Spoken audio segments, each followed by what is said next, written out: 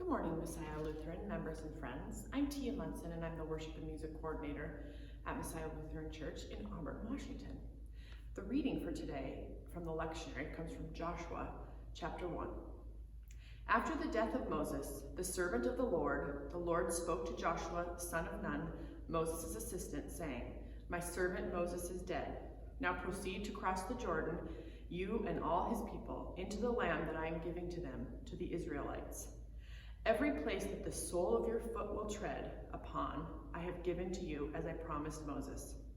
For the wilderness and the Lebanon as far as the great river, the river Euphrates, all the land of the Hittites, to the great sea in the west shall be your territory. No one shall be able to stand against you all the days of your life. As I was with Moses, so will be with you. I will not fail you or forsake you. Be strong and courageous. For you shall put this people in possession of the land that I swore to their ancestors to give them. Only be strong and very courageous, being careful to act in accordance with all the law that my servant Moses commanded you.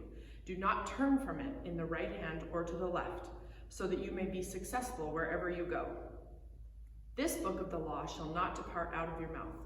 You shall meditate on it day and night, so that you may be careful to act in accordance with all that is written in it. For then you shall make your way prosperous, and then you shall be successful. I hereby command you, be strong and courageous. Do not be frightened or dismayed, for the Lord your God is with you wherever you go." Okay, so on a slip of paper, write down your biggest fear. I'm going to give you a couple minutes to do that.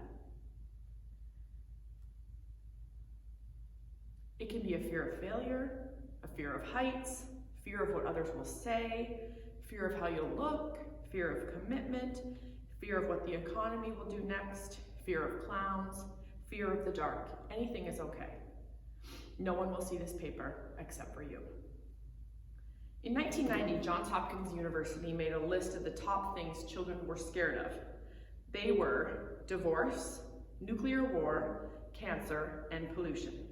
I asked my own children yesterday what they were afraid of, and they said coronavirus, racial injustice, bees, and pollution of the earth. It's not just children, adults have fear as well. Our fears are very large motivators. Fears cause us to do all sorts of things.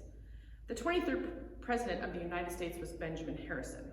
He was the first president to live in the White House with electricity. But Harrison was afraid of electricity, as was his wife. They would never touch a light switch the whole time they were in the White House.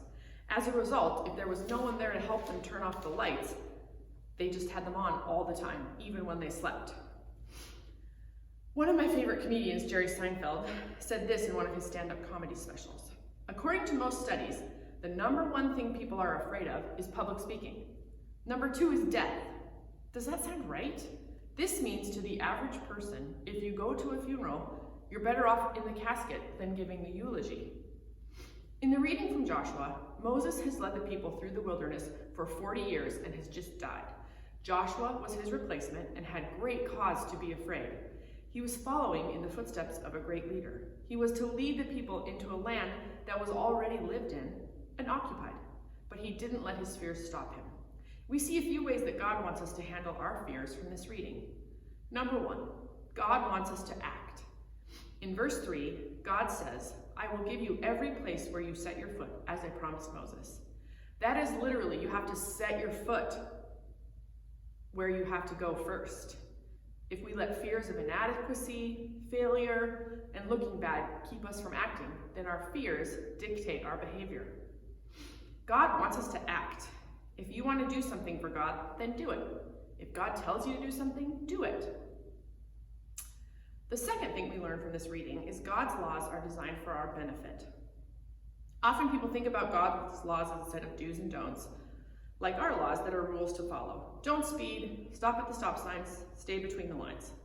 But the idea behind God's laws is that they are there for our benefit. God, who wants us what is best for us and knows us best, gives us his laws because they are there to help us. And the third thing we learn from this reading is have courage. This passage from Joshua speaks of courage 3 times. God is helping Joshua not to be afraid, and part of not being afraid is having courage. The best response to fear is God. God can help us get past all of our fears. Look at that slip of paper now that you wrote your fear on. Is fear keeping you from serving God? If it is, then it's time to tackle that fear head on.